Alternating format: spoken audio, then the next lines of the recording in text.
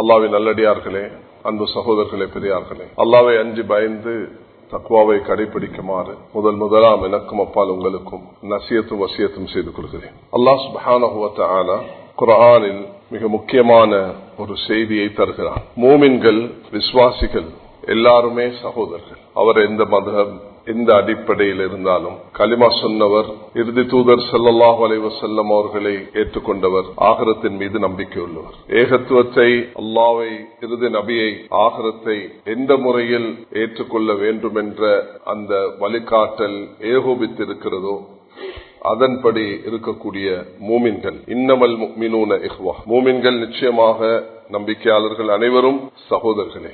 ஆகவே உங்கள் சகோதரர்களிடையில் ஒழுங்கையும் சமாதானத்தை நிலைநிறுத்துங்கள் என்று அல்லாஹ் தஆலா சொல்கிறார். ஃபஅஸ்லிஹு பைன அஹவைக்கும், இதில் அல்லாஹ்வுக்கு பயந்து நடங்கள் என்று சொல். வத்தகுல்லாஹ லஅல்லக்கும் துர்ஹமூன், நீங்கள் அப்படி நடக்கும் பொழுது அவனுடைய அருளை நீங்கள் பெற்றுக்கொள்வீர்கள் என்று கூறி அல்லாஹ் ரப்புல் இஸ்ஸத் இந்த திருவசனத்தில் ஒற்றுமை என்ற ஒரு முக்கியமான விஷயத்தை வலியுறுத்துகிறார். அடுத்து கண்ணியமானவர்களே, குர்ஆன் மிகவும் வலியுறுத்தக்கூடிய ஒன்றுதான் வஅதஸிமு பிஹப்லில்லாஹி ஜமீஅன் வலா தஃபர்ரகு, நீங்கள் அனைவரும் ஒன்று சேர்ந்து அல்லாஹ்வுடைய வேதம் என்று அந்த கயிற்றை பலமாக பிடித்துக் கொள்ளுங்கள் என்று அல்லாஹ் தஆலா சொல்கிறான். உங்களுக்கு தர்க்கித்துக் கொண்டு நீங்கள் பிரிந்துவிட வேண்டாம் என்பதாகவும் அல்லாஹ் இங்கு ஞாபகப்படுத்துகிறான். கண்ணியமான சகோதரர்களே, பெரியார்களே, பல வருடங்களுடைய அனுபவத்தின் அடிப்படையில் சில விஷயங்களை உங்களுடன் நான் இன்று ஜும்மாவில் பகிர்ந்து கொள்ள விரும்புகிறேன். அதில் பிரதானமாக ஒரு முஸ்லிம் சமூகம் ஒரு நாட்டில், ஒரு நகரத்தில், ஒரு வீட்டில் முன்னேற்றம் அடைய வேண்டும் என்றால் ஆக பிரதானமானதுதான் உள்ளங்கள் ஒன்றுபட்டிருப்பது. உள்ளங்கள் பிளவுபட்டு ஒவ்வொருவரும் மற்றவரை ஏசிக்கொண்டு, பேசிக்கொண்டு, திட்டிக்கொண்டு, பதுவா செய்து கொண்டு, ஒருவர் மற்றவரை மதிக்காமல் நடக்கும் பொழுது அங்கு அல்லாஹுடைய உதவியை நாம் இழந்து விடுகிறோம். அல்லாஹு தஆலா எந்த சமூகம் ஒருவருக்கொருவர் ஏசிக்கொண்டு, குறை பேசிக்கொண்டு, விமர்சித்துக் கொண்டு, மற்றவர்களுடைய குறையதான் பார்த்து கொண்டு இருக்கும் சமூகமாக இருந்தால் அதுக்கு உதாரணம் மேலான சகோதரர்களை சொல்லுவதற்கும் அருவருப்பாக இருக்கும் அசுத்தங்களை போய் அந்த சாப்பிடக்கூடிய பண்டிக்கு சமமாகும். ஒரு தேன், அந்த பூச்சி என்ன செய்கிறது, அது ஆக நல்ல பூக்கள்ல போய் அது தேவையானதை பெற்றுக் கொள்கிறது. ஒரு பூக்கும் பண்டிக்கும் உள்ள வித்தியாசம் அதுதான், ஒரு தேனுக்கும் ஒரு பண்டிக்கும் உள்ள வித்தியாசம் அதுதான். அதனால் மனிதர்களுடைய நலவை பார்த்து, மனிதர்களுக்கு துஆ செய்து, மனிதர்களை நல்லவர்களாக பார்த்து நடந்தால்தான் ஒரு சமூகம் முன்னேற முடியும். ஒரே குறைய பேசி, மற்றவர்களை விமர்சிச்சு, மற்றவர்களுடைய குறைய தேடக்கூடிய அந்த சுபாவம் மனிதன் ஒரு நாளும் இருக்கக்கூடாது. ரசூல் ஸல்லல்லாஹு அலைஹி வஸல்லம் அதை மிக கடுமையாக கண்டித்திருக்கிறார்கள், எச்சரிக்கை செய்திருக்கிறார்கள். நான் உங்களை சந்திக்கும் பொழுது யாரும் என்னிடத்துல வந்து மற்றவர்களை பற்றி தவறானதுகளை சொல்லாதீங்க, நான் என்ற உள்ளத்தை தூய்மையாக வச்சுக்கொள்ள விரும்புகிறேன் என்று ஸல்லல்லாஹு அலைஹி வஸல்லம் வலியுறுத்தியிருக்கிறார்கள். ஒரு ஆய்வு செய்து, ஒரு ரிசர்ச் பண்ணி பார்க்கும் பொழுது 4 வகையான மனிதர்களோட நாங்க பழக வேண்டிய நிலைமை வருகிறது. எங்களுடைய கொள்கைக்கு மாற்றமாக ஒரு மாற்று மதத்தவர், அவருடைய நிலைப்பாடு ஃபிரௌனை போல இருக்கலாம். மாற்று மதத்தவர் எல்லாருமே நல்லவர்களாக இருக்க மாட்டார்கள். சிலர் அவர் ஃபிரௌனை போல இருப்பார்கள். அப்படிப்பட்ட மனிதனோட எங்களுடைய அல்லாஹ் எப்படி நடந்து கொள்ள சொல்லி இருக்கிறார். 2வது, அவர் ஒரு வழிகெட்ட கொள்கையில வழித்தவறி போன ஒரு பாதையில போன ஒரு மனிதராக இருக்கலாம், அவரோட எப்படி நடந்து கொள்ளும். 3வது, மதஹப்கள், அது ஹனஃபி, மாலிகி, ஹம்பலி, ஷாஃபிஈ, தரீகாக்கள், ஏனைய அமைப்புகள், இவைகள் எல்லாம் ஒன்றுக்கொண்டு பரஸ்பரம் அன்பை வளர்க்கக்கூடியதாக இருக்கணுமே தவிர இந்த வேற்றுமைகள் அது பிளவுக்கு காரணமாக அமையக்கூடாது. ஆக முதலாவது மாற்று மதத்தவர்கள், 2வது கொள்கை ரீதியாக வித்தியாசமாக கூடியவர்கள், ஹக்குக்கும் பாத்திலுக்கும் இடையில வித்தியாசமாக கூடியவர்கள். இவர் நேரான வழியில் இருக்கிறார், இவர் வழித்தவர் இருக்கிறார். ஒவ்வொரு நேரமும் அல்லாஹ் இடத்துல கேட்கிறோம், இஹ்தினஸ் ஸிராத்தல் முஸ்தகீம் ஸிராத்தல் லதீன அன்அம்த அலைஹிம் கைரில் மக்தூபி அலைஹிம் வலத்தாலீன் என்று அல்லாஹ் இடத்துல மன்றாடுகிறோம். யாருமே தொழுகையில இதை ஓதாமல் இருக்கிறது இல்லை. அல்லாஹ் இடத்துல கேட்கிறோம், யா அல்லாஹ் நேரான வழி நடத்து. அது யார் சென்ற பாதை? நபிமார்கள், சித்திகீன்கள், ஷுஹதாக்கள், சாலிஹீன்கள் சென்ற பாதை. நபிமார்கள் எந்த பாதையில போனார்களோ அதை எங்கள் நடத்துன்னு அல்லாஹ் இடத்துல கேட்கிறோம். ஆக கண்ணியமானவர்களே, இந்த 2வது வழிகெட்ட ஹக்கில் இருக்கக்கூடியவர்களுக்கு இடையில வரக்கூடிய ஒரு வேற்றுமை. 3வது, இந்த மதாய்வுகள் அல்லாஹு தஆலா அது ஒரு பெரிய ரஹ்மத்தாக வைத்திருக்கிறான். என்ன இந்த மதஹப் என்று சொல்லி சில மக்கள் விமர்சிப்பதுண்டு, அது தெரியாதனமாக பேசுறது. இந்த மூதாதையர்கள் இமாம் அபூ ஹனீஃபா ரஹ்மத்துல்லாஹி அலைஹி அவர்கள் 150 ஹிஜ்ரில வஃபாத் ஆகிறார்கள். இமாம் ஷாஃபி ரஹ்மத்துல்லாஹி அவர்கள் 150 பிறந்து 204 வஃபாத் ஆகிறார்கள். அவ முதல் நூற்றாண்டுல வாழ்கிறார்கள் இமாம் ஷாஃபி, மாலிக், இமாம் அபூ ஹனீஃபா, மாலிக். 2ஆம் நூற்றாண்டுல அவர்கள் பிறக்கிறார்கள், வாழ்கிறார்கள். இமாம் ஷாஃபி, இமாம் அஹ்மது இப்னு ஹம்பல் போன்றவர்கள். அல்லாஹ் ரப்பல் இஸ்ஸத் இவர்களை கொண்டு வேலை வாங்கிக் கொண்டார். அல்லாஹுடைய தீனை மிக தெளிவாக எடுத்து காட்டினார்கள். ஜிப்ரீல் அலைஹிஸ்ஸலாம் வந்து கேள்வி கேட்ட நேரத்தில் மனித உருவத்தில் வந்து மதீனா முனவ்வரால மஸ்ஜிது நபவியில வந்து நபி அவர்கள் முன்னிலையில உட்கார்ந்து அக்பிர்னி அனில் இஸ்லாம், அக்பிர்னி அனில் ஈமான், அக்பிர்னி அனிசா என்று அவர்கள் 5 கேள்விகள் கேட்டார்கள். ஸல்லல்லாஹு அலைஹி வஸல்லம் அனைத்துக்கும் பதிலளித்ததுக்கு பிறகு உமர் ரலியல்லாஹு அன்ஹு பார்த்து கேட்டார்கள், யா உமர் அத்ததரி மன் ஹுவ, யார் வந்ததுன்னு உங்களுக்கு தெரியுமா? லா அதரி யா ரசூலல்லாஹ், அல்லாஹு ரசூலு ஆலம், யா ரசூலுல்லாஹ் எனக்கு தெரியாது. ஜா ஜிப்ரீல் யுஅல்லிமுக்கும் தீனக்கும், வந்தது ஜிப்ரீல் மனித உருவத்துல வெள்ள ஆடை அணிந்து அடுத்த வீட்டிலிருந்து வர்றது போல ஜிப்ரீல் அலைஹிஸ்ஸலாம் வந்து கேட்ட கேள்விகள் அது ஒரு வித்தியாசமாக இருந்தது. அவர்கள் கேட்டார்கள், இஸ்லாம் என்ன, ஈமான் என்ன, இஹ்சான் என்ன என்று கேட்டார்கள். இது 3 அடிப்படையான கேள்விகள். முதலாவது, நாங்கள் கொள்கை ரீதியாக முஸ்லிம்கள் ஒன்றுபட்டிருக்க வேண்டும். சில மாற்று கருத்துகள் இருக்கும், ஆனால் அதுக்கு மத்தியிலும் நாங்கள் ஒற்றுமையாக அகீதா, எங்களுடைய விசுவாசம், அல்லாஹ் மீது நம்பிக்கை உறுதியாக இருக்கும். அதுதான் அதுல ஈமான், அக்பிர்னி அனில் ஈமான், அக்பிர்னி அனில் இஸ்லாம். இஸ்லாம் என்று சொல்லும் பொழுது கலிமா, தொழுக, நோம்பு, ஜக்காத், ஹஜ், இந்த கடமைகளை மனித நிறைவேற்றத்துல சில மாற்று கருத்துக்கள் இருக்கும். ஆனால் எல்லாரும் ஒரு இலக்கை நோக்கி தான் போவார்கள். ஹஜ்ஜுக்கு போகும் பொழுது எஹ்ராம் எப்படி கட்டுறது என்று கேட்டா இமாம் ஷாஃபி ரஹ்மத்துல்லாஹி அலைஹி சொல்லுவார்கள், ஆக சிறந்தது எஹ்ராம் கட்டுவது, ஹஜ்ஜை முடிச்சிட்டு உம்ரா செய்வது, அதுக்கு இஃப்ராத் என்று சொல்வது. இமாம் அஹ்மது இப்னு ஹம்பல் கிட்ட கேட்டா அவர்கள் சொல்வார்கள், தமத்து, உம்ராவை முடிச்சிட்டு ஹஜ் செய்யறது தான் மேல் என்று சொல்வார்கள்.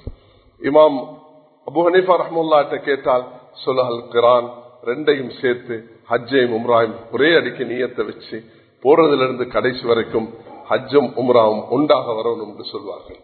3 பேர்கிட்டையும் கேட்டா இதுல எது சரி, மாற்றமாக செஞ்சா பிழையாகுமா? எல்லாரும் சொல்வார்கள், ஒன்றுமே பிழையாகாது, எல்லாம் சரியாக இருக்கும். ரசூல் ஸல்லல்லாஹு அலைஹி வஸல்லம் கியாமத் வரைக்கும் வந்த நபி அவர்கள் 1444 ஹிஜ்ரில இருக்கிறோம். நபி அவர்களுடைய இந்த நீண்ட பயணத்துல கியாமத் மட்டும் வரக்கூடிய மக்களுக்கு சலுகையை கொடுக்கிறது தான் நபி அவர்களுடைய நோக்கமாக இருந்தது. ஒட்டகத்துல நபி அவர்கள் ஏன் தவாஃப் செய்ய வேண்டும்? தாஃபா அலா பஈரிஹி ஸல்லல்லாஹு அலைஹி வஸல்லம் அந்த காபத்துல்லான ஒட்டகத்துல தவாஃப் செய்கிறார்கள். அப்ப தவாஃப்ல அவங்களோட கால் கீழே படவில்லை. அப்ப கால் கீழே படாம தவாஃப் செய்யறதுக்கு தங்கடத்தின் அடிப்படையில அனுமதி இருக்கிறது என்பதை அங்க நபி அவர்கள் காட்டுகிறார்கள். தான் செய்யக்கூடிய ஹஜ்ஜ ஃபுஸு அன்னி மனாசிக்கும், என்னிடத்தில் ஹஜ்ஜ கற்றுக்கொள்ளுங்கள் என்று சொல்கிறார்கள். அதுக்கு படம் போட்டு காட்ட இயலாது, அது நேரடியாக தான் காட்ட வேண்டும். சஹாபாக்கள் தூரத்திலிருந்து கண்ட அந்த காட்சிகள், எப்படி காபத்துல்லால போய் ஹஜருல் அஸ்வதை நபி அவர்கள் அங்கு தொடவில்லை, தூரத்திலிருந்து அது சைக்கிணையாக முத்தமிட்டுக் கொண்டார்கள். ஜம்சம் தண்ணீரை நேரடியாக போயிட்டு நபி அவர்கள் எடுத்து இருந்தால் உம்மத்துக்கு சிரமமாக இருக்கும் என்று ஸல்லல்லாஹு அலைஹி வஸல்லம் சில காரியங்கள் செய்தார்கள். இன்றே 2ஆம் மாடி 3ஆம் மாடி இன்னும் சில பைக் சிஸ்டங்கள் எல்லாம் கொண்டிருக்கிறார்கள் என்று சொன்னால் அந்த நபி அவர்கள் ஒட்டகத்துல போய் இந்த லட்சக்கணக்கான மக்கள் வரக்கூடிய நேரத்தில் ஒரே விதத்தில் தான் செய்யறதாக இருந்தா அது பெரிய சிரமமாகிரும் என்பதை அல்லாஹ் நபியுடைய வார்த்தையில அல்லாஹ் குர்ஆன்ல யுரீதுல்லாஹ் பிக்குமுல் யுஸ்ர வலா யுரீது பிக்குமுல் உஸ்ர், அல்லாஹ் சிரமத்தை நாடவில்லை, அல்லாஹ் லேசை நாடுகிறான். நபி அவர்கள் சொல்கிறார்கள், தீன் யுஸ்ருன், மார்க்கம் லேசானது, யஸ்ஸிரா வலா துஅஸ்ஸிரா பஷ்ஷிரா வலா துனஃபிரா, மக்களுக்கு இலகுபடுத்துங்கள், சிரமப்படுத்த வேண்டாம், நன்மாராயம் சொல்லுங்கள், மனிதர்களுக்கு வெறுப்படைய செய்ய வேண்டாம் என்று ஸல்லல்லாஹு அலைஹி வஸல்லம் மிக அழகான போதனை செய்திருக்கிறார்கள். அந்த அடிப்படையில மேலான சகோதரர்களே, நாம் சொல்ல இந்த விஷயத்தை மிக கருத்து கெடுங்க. உலகத்தில் இந்த 4 வகையான இஃப்திலாஃப்கள், மாற்று கருத்துக்கள், டிஃபரன்ஸ் ஆஃப் ஒப்பீனியன்ஸ், அது இருக்கத்தான் செய்யும். அன்றிலிருந்து இன்று வரைக்கும் இருக்கிறது, அது கியாமத்து வரைக்கும் இருக்கும். இதை எப்படி ஹேண்டில் பண்ணணும் என்பதுதான் எங்கட முக்கியமான வேலை. அப்ப முதலாவது ஃபிரௌனை போல விரோதம் காட்டக்கூடியவர்கள் இருப்பார்கள். இரண்டாவது கொள்கை ரீதியாக வித்தியாசப்படுவார்கள். மூணாவது மதுஹபுகள் ரீதியாக.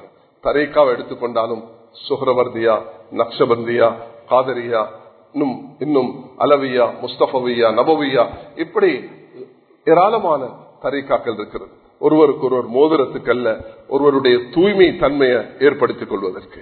அப்ப இஸ்லாம் என்று சொல்லும், ஈமான் என்று சொல்லும் பொழுது ஆமன்து பில்லாஹி வ மலாயிகத்திஹி வ குதுபிஹி வ ரசூலிஹி, அது அகீதா கொள்கை சம்பந்தப்பட்டது.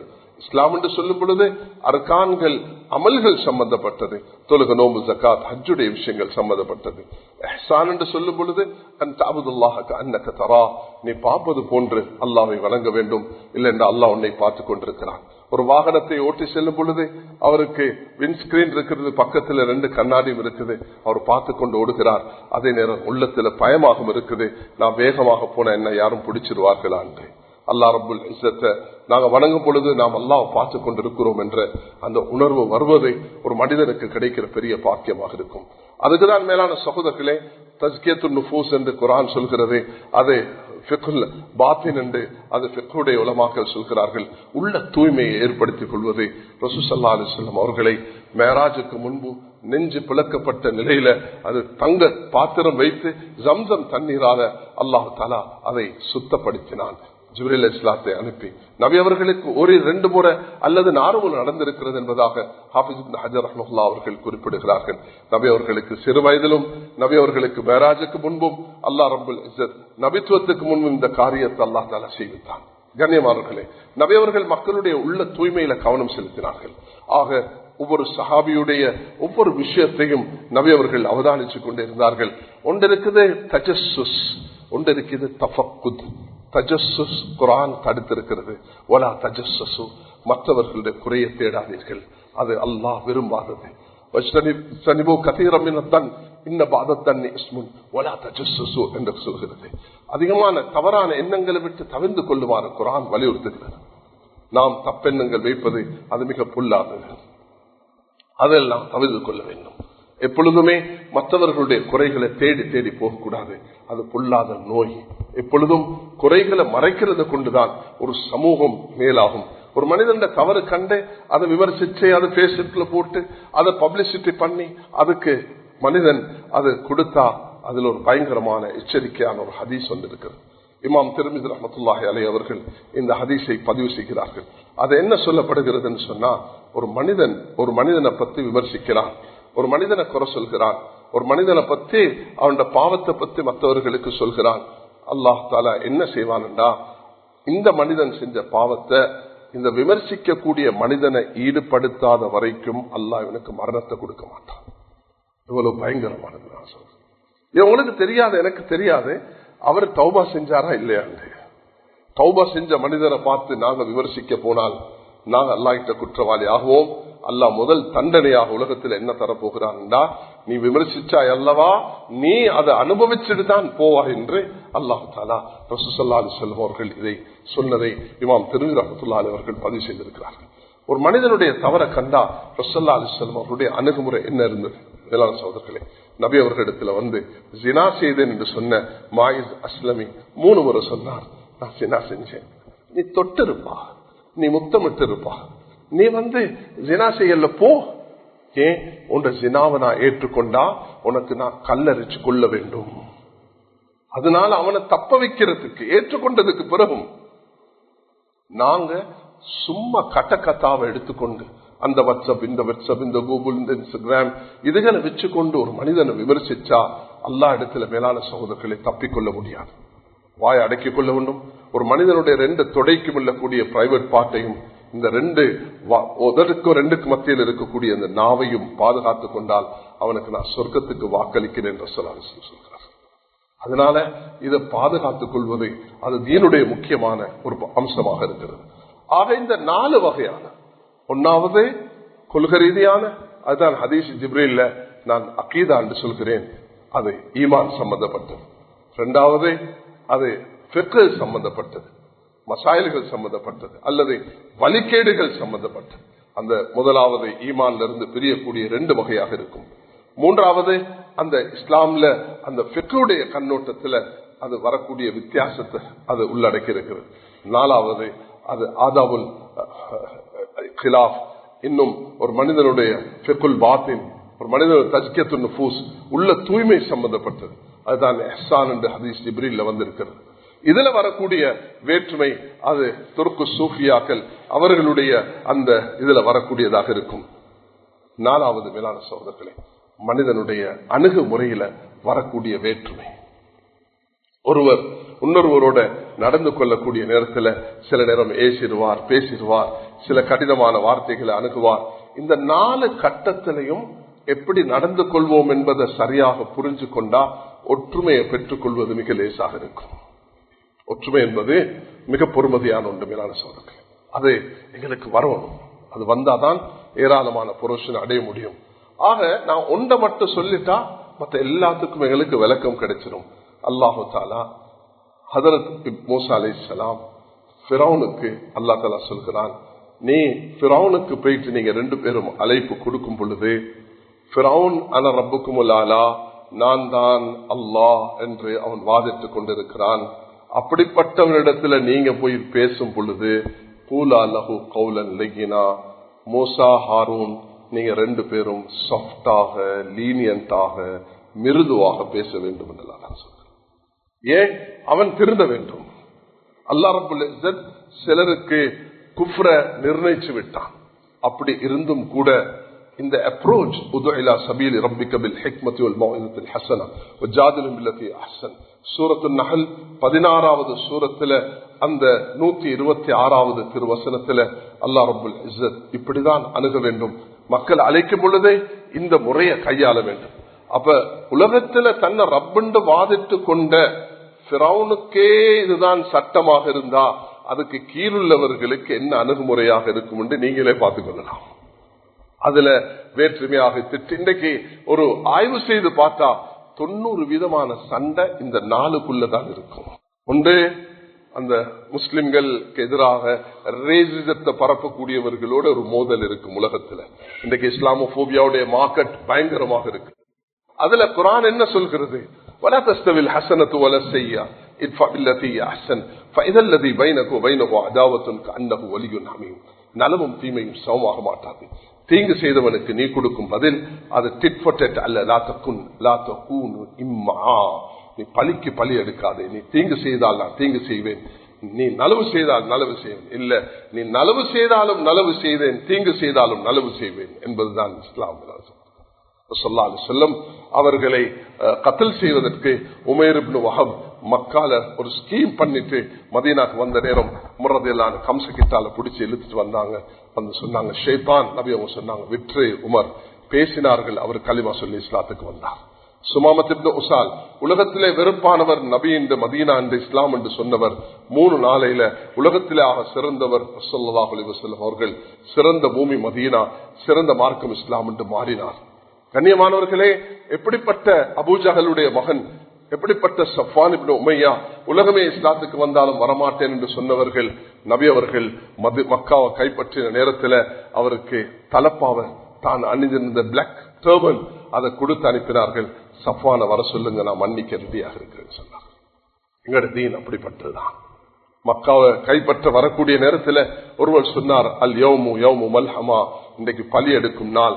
நபி அவர்கள் சொன்னார்கள் அல் யௌமு யௌமு மர்ஹமா, இன்றைக்கு மன்னிக்கும் நாள் என்று சொன்னார்கள். இந்த உணர்வை நாங்கள் பெற்றுக்கொண்டால் தான் ஒரு சமூகமாக வாழ முடியும். 2வது, கொள்கை ரீதியாக சிலர் கொள்கை வித்தியாசமாக கூட அது சொல்லிதான் ஆக வேண்டும்.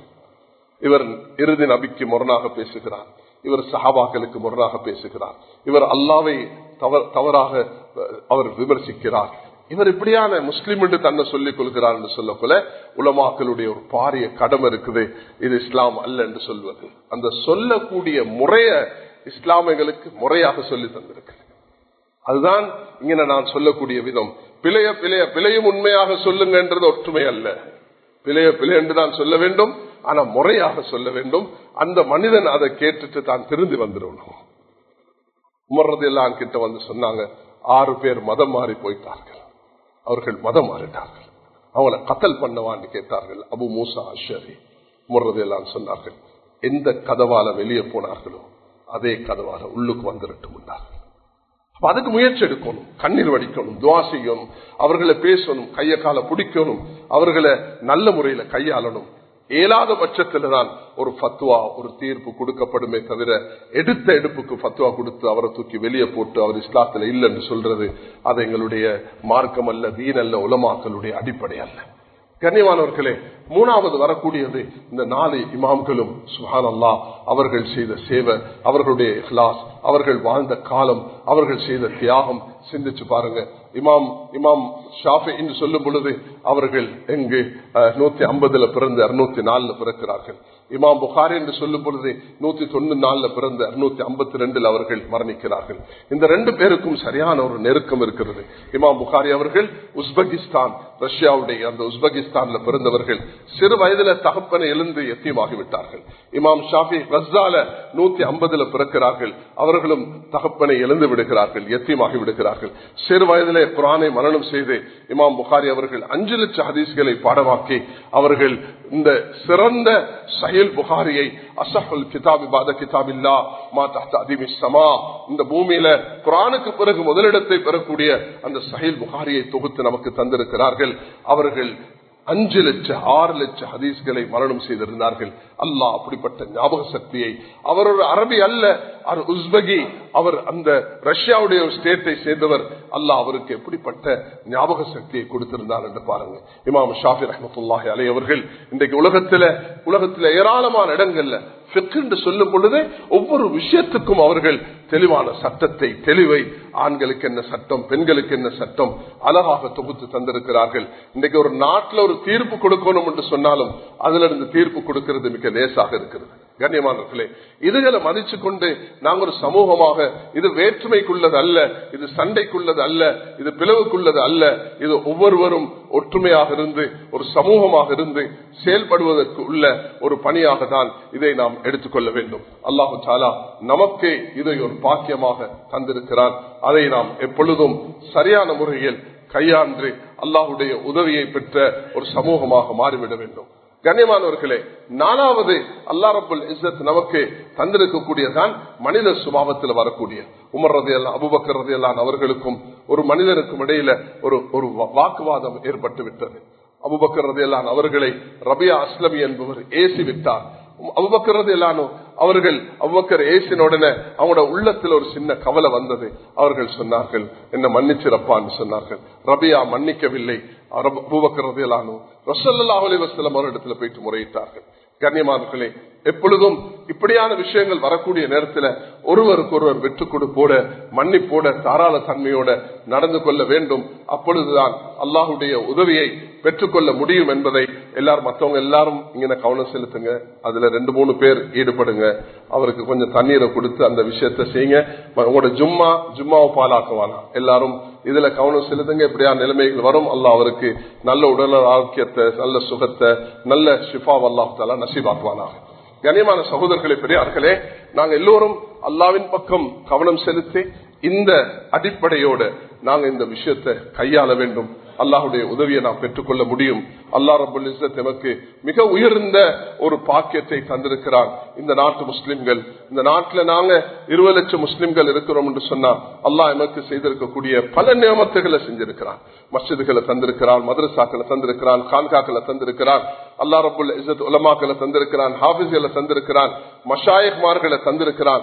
இதெல்லாம் நாங்க நியமத்துகளாக கருதி அல்லாஹ்வுடைய தொடர்புள்ள ஒரு சமூகமாக மாறக்கூடிய நேரம்தான் நாங்கள் ஒரு வெற்றி பெற்ற ஒரு சமூகமாக இருக்க முடியும். ஒற்றுமையை பேணுவதற்கு இந்த விஷயங்களை நாங்க கையாளும் பொழுது நிச்சயமாக நாங்கள் ஒரு சிறந்த முன்மாதிரியான ஒரு சமூகமாக மாற முடியும் என்பதுதான் இந்த நான் கையில ஏந்தி கொண்டிருக்கக்கூடிய இந்த நூல் ஒரு பெரும் முஃப்தியால் எழுதப்பட்டது. முஃப்தி முகமது ஷஃபி அவர்கள் செய்த பயானை நாம் தமிழில் மொழிபெயர்த்திருக்கிறோம். அது மிக பொறுமதியானது. அவர்கள் மிக அடிப்படையானதை சொல்கிறார்கள். ஒற்றுமை வருவதற்கு காரணம் என்னமாக இருக்க வேண்டும் என்று. இலங்கையில நாங்க ஒரு போட்டி வைச்சோம் உலமாக்களுக்கு மத்தியில. அந்த போட்டியில ஒரு புத்தகத்துக்கு நாங்க ஒரு தலைப்பு கொடுத்தோம், வேற்றுமையில் ஒற்றுமை, காலத்தின் தேவை, சன்மார்க்க கடமை. வேற்றுமையில் ஒற்றுமை தேவை. வேற்றுமையில் ஒற்றுமை எப்படி ஆக முடியும் என்பதை நாம் இதுல நாங்க சொல்லி இருக்கிறோம். அது ஒரு பரிசு பெற்றது அந்த புத்தகம். அல்ஹம்துலில்லாஹ் இந்த நாம் அதை தமிழ் மொழியில் இருக்குது, அது இங்கிலீஷ் சிங்களத்துல மொழிபெயர்க்கப்பட வேண்டும். இன்ஷா அல்லாஹ் அது எல்லாருக்கும் புரோஷனமாக இருக்கும். அதை மக்கள் படிக்க வேண்டும், அதை நாங்க முன்வைக்க வேண்டும். கண்ணியமானவர்களே, ஜமியத்துல் உலமா தன்னுடைய 100வது வருடத்தை அடைந்திருக்கிறது. 1344 வருடத்துல ஏற்பட்ட இந்த காலி பஹ்ஜா இப்ராஹிமியாவில ஸ்தாபிக்கப்பட்ட இந்த உலமா சபை இன்றைக்கு 1444 100 வருடத்தை அடைந்திருக்கிறது. பல உலமாக்கள் இந்த நாட்டில் சேவை செஞ்சு இன்றைக்கு 8500க்கும் மேற்பட்ட உலமாக்கள் இந்த பணியில ஹிதுமத்தில ஈடுபட்டு கொண்டிருக்கிறார்கள். உலமாக்கள் இல்லாத ஊருக்கு போகும் பொழுதுதான் நமக்கு உலமாக்களுடைய பொறுமதி தெரிய வருகிறது. மதரசாக்கள் இல்லாத ஊருக்கு போகும் பொழுதுதான் மதரசாக்கள் பொறுமதி தெரிய வருகிறது. மஸ்ஜிதுகள் இல்லாத ஊருக்கு போகும் பொழுதுதான் மஸ்ஜிதுகள் உடைய பொறுமதி தெரிய வருகிறது. அதனால கண்ணியமானவர்களே, எப்பொழுதும் நாங்க ஈமானுடன், தக்வாவுடன், உள்ளச்சத்துடன், அல்லாஹ்வுடைய தொடர்புடன் நாம் இருந்து செயல்பட வேண்டும் என்பது மிக அவசியமானது. அந்த அடிப்படையில இந்த நாட்டில் நாங்க ஒரு மெரிட்ஸ் உடைய அடிப்படையில் இந்த நாட்டுடைய பற்று எங்களுக்கு இருக்க வேண்டும். நாட்டு பற்றுடன் வாழ்ந்து நாங்க இந்த நாட்டை முன்னேற்ற வேண்டும். இந்த நாடு எல்லாருக்கும் உள்ளது. அல் கல்கு யானுல்லாஹ், மனிதர்கள் எல்லாம் ஒரு குடும்பம். அதே நேரத்தில் நாங்க முக்கியமான ஒரு விஷயம், சகவாழ்வை கட்டி எழுப்ப வேண்டும். பெரும்பான்மை சமூகம், அந்த சமூகத்துக்கு எங்களை தீனை அறிமுகப்படுத்துவது எங்களை ஒரு கட்டாய கடமையாக இருக்கிறது. 3வது, நாங்கள் வேற்றுமையில் ஒற்றுமை காண வேண்டும். ஒவ்வொருவரும் ஒற்றுமையாக நாங்கள் கையாள வேண்டும். அதுக்கு சில யுக்திகளை தான், அதுக்கு ஒரு மெத்தடாலஜியை தான் இன்று நான் இந்த குத்பால முன் வச்சிருக்கிறேன். திரும்ப சொல்கிறேன், நாம் இந்த நாட்டு பற்றுள்ள முஸ்லிம்களாக இருக்க வேண்டும். அப்படின்னா இந்த நாட்டில் நாங்கள் மெரிட்ஸோட வாழ்ந்து மரணிக்க வேண்டும். அல்லாஹ் தந்திருக்கக்கூடிய ஆளுமை, வியாபாரம், தொழில், கல்வி, அறிவு, ஒரு டிஃபென்ஸ்ல எடுத்தாலும் முஸ்லிம்கள் அதுல பங்காளிகளாக மாற வேண்டும். இந்த நாட்டுடைய செக்யூரிட்டிக்கு நாங்கள் அச்சுறுத்தலாக இருக்க இயலாது. அதுக்கு உதவியாக தான் இஸ்லாம் ஒரு நாளும் அப்படிப்பட்ட மார்க்கம் அல்ல. சில தீய சக்திகளுடைய அது சூழ்ச்சியாலதான் இந்த இஸ்லாம் அது தவித்துக் கொண்டிருக்கிறது. அதை நாம் இந்த நாட்டில் பாதுகாக்க வேண்டும். வேற்றுமையில் ஒற்றுமை என்பது அது முஸ்லிம்களுக்கு மத்தியில் உள்ளது. சகவாழ்வு என்பது அது அந்நிய மக்களுக்கு மத்தியில் உள்ளது. பெரும்பான்மை சமூகத்துக்கு நாங்கள் ஒவ்வொரு இடத்துக்கும் போய் நாட்டில் இருக்கக்கூடிய 3000 மஸ்ஜிதுகள், அந்த மஸ்ஜிதுகள் இருக்கக்கூடிய அக்கம் பக்கத்தில் மத குருமார்களை சந்தித்து அவர்களுக்கு இந்த மார்க்கத்தை விளங்க வைக்கும் பணியில் நாங்கள் ஒரு பாரிய முயற்சியை செய்து கொண்டிருக்கிறோம். அல்ஹம்துலில்லாஹ் அதை நீங்களும் பங்காளிகளாக இருக்கிறீர்கள். அதுல நாங்கள் எல்லாரும் ஒன்றுபடக்கூடிய நேரத்தில் இந்த விஷயத்தை கையாளுமோ. நாங்கள் இந்த 4 வகையான வேற்றுமையை உலகத்தில் காண்கிறோம். அதுல அல்லாஹ் நமக்கு தந்திருக்கக்கூடிய சட்டம் என்னதை நீங்க மிருதுவாக நடந்து கொள்ள வேண்டும் என்பதுதான். ஹதரத் உஸ்மான் ரலியல்லாஹு அன்ஹு அவர்கள் கட்டி வச்சார்கள், அவர்களை ஒரு ரூம்ல போட்டு அடைச்சார்கள், அவர்களுக்கு மஸ்ஜிதுக்கு வராம தடுத்தார்கள். அந்த நேரம் கூட உஸ்மான் ரலியல்லாஹு அன்ஹு அவர்கள் எப்படி நடந்து கொண்டார்கள் என்பதை நமக்கு படிப்பினையாக இருக்க வேண்டும். ஹதரத் இமாம் அஹ்மத் இப்னு ஹம்பலை அடிந்து அடித்தார்கள். அந்த நேரம் அவர்கள் எப்படி மன்னித்தார்கள் என்பதை, அதை கொள்கை ரீதியாக வித்தியாசம் வரக்கூடிய நேரத்தில் கூட அணுகக்கூடிய முறை அது மிக நிதானமாக இருக்க வேண்டும். மேலான சகோதரர்களே, அதே நேரத்தில் மதாயிபுகள்ல அல்லாஹ் பெரிய ரஹ்மத்தை வச்சிருக்கிறார். இந்த ரஹ்மத்தையும் நாங்கள் கையாண்டு ஒருவருக்கொருவர் துவா செய்து கொண்டு, ஒரு ஹனஃபி ஒரு ஷாஃபியை அதை ஏளனம் செய்யறது, அவரை ஏசுறது அல்ல, ஒருவருக்கொருவர் உதவியாக இருக்கிறது, ஒருவருக்கொருவர் நல்ல முறையில் வார்த்தைகளை பேசிக் கொள்வது, ஒருவருக்கொருவர் நல்லதை பரப்பிக் கொள்வது, மிசாஜ் மனிதனுடைய நடைமுறையில வரக்கூடிய சில வேற்றுமைகள் அதையும் மிருதுவாக கையாண்டு மன்னிப்போடு இருந்து கொள்ள வேண்டும். ஒரு ஹதீஸை சொல்லி நான் இந்த குத்பா பேருரை முடிக்கிறேன். மேலான சகோதரர்களே, அல்லாஹ் தஆலா நாளை கியாமத் நாளையில் சில மனிதர்களோட ரகசியம் பேசுவானாம். அல்லாஹ் சொல்லுவானாம், நீ இந்த பாவத்தை செய்தாய், இந்த பாவத்தை செய்தாய், இந்த பாவத்தை செய்தாய். அந்த மனிதன் ஏற்றுக்கொள்வான். ஓம் ஓம் ஓம். அவன் இப்ப தயங்குவான், எனக்கு என்ன நடக்குமோ தெரியாது என்று. அல்லாஹ் தஆலா சொல்லுவானாம், நீ செய்த இந்த பாவங்கள் எல்லாம் மன்னிச்சு நான் உன்னை சொர்க்கத்துக்கு அனுப்புகிறேன் என்று சொல்லும் பொழுது அல்லாஹ்வுக்கு, அந்த அடியானுக்கு எவ்வளவு சந்தோஷமாக இருக்கும். அல்லாஹ் தஆலா ஒவ்வொரு மனிதனுடன் ரகசியம் பேசுவான் என்பதாக வந்திருக்கிறது.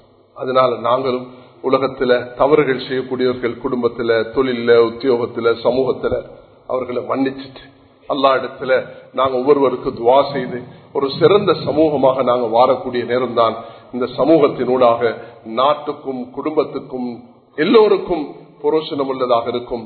வல்ல அல்லாஹ் எங்கள் அனைவர்களையும் ஈமானுடன் வாழ்ந்து ஈமானுடன் மரணிக்க கிருபை செய்வானாக. யா அல்லாஹ் எங்களுடைய இபாதத்துகளை ஏற்றுக்கொள்வாயாக. யா அல்லாஹ் எங்களுடைய அமல்களை கபூல் செய்வாயாக. இஸ்லாமுடன் வாழ்ந்து இஸ்லாமுடன் மரணிக்க கிருபை செய்வாயாக. ஈமானுடன் வாழ்ந்து ஈமானுடன் மரணிக்க கிருபை செய்வாயாக. யா அல்லாஹ் எங்களுக்கு பூர்த்தியான யா அல்லாஹ் ஈமானை நசீபாக்குவாயாக. யா அல்லாஹ் ஒற்றுமையாக ஒன்றுபட்டு வாழ நீ கிருபை செய்வாயாக. மறைமுகமான உதவி எங்களுக்கு செய்வாக. யா அல்லாஹ் யாரெல்லாம் நோயாளிகளாக குறிப்பாக இந்த சகோதரருக்கு பூர்ணமான உதவியை அவருடைய ஆரோக்கியத்தை நீ நசீவாக்குவாயாக. யல்லாஹ் யாரெல்லாம் சுகீனமாக எங்களோட குடும்பத்துல உறவினர்கள்ல எங்களோட நண்பர்கள்ல வெளிநாட்டுல உள்நாட்டுல இருக்கிறார்களோ அவர்களுக்கு பூர்த்தியான ஆரோக்கியத்தையும் சுகத்தை தந்தருள்வாயாக. நாமும் ஈமானுடன் வாழ்ந்து இறுதி தூதர் சையதுல் கௌனைன் தாஜுல் மதீனா முஹம்மது முஸ்தபா ஸல்லல்லாஹு அலைஹி வஸல்லம் அவர்களுடைய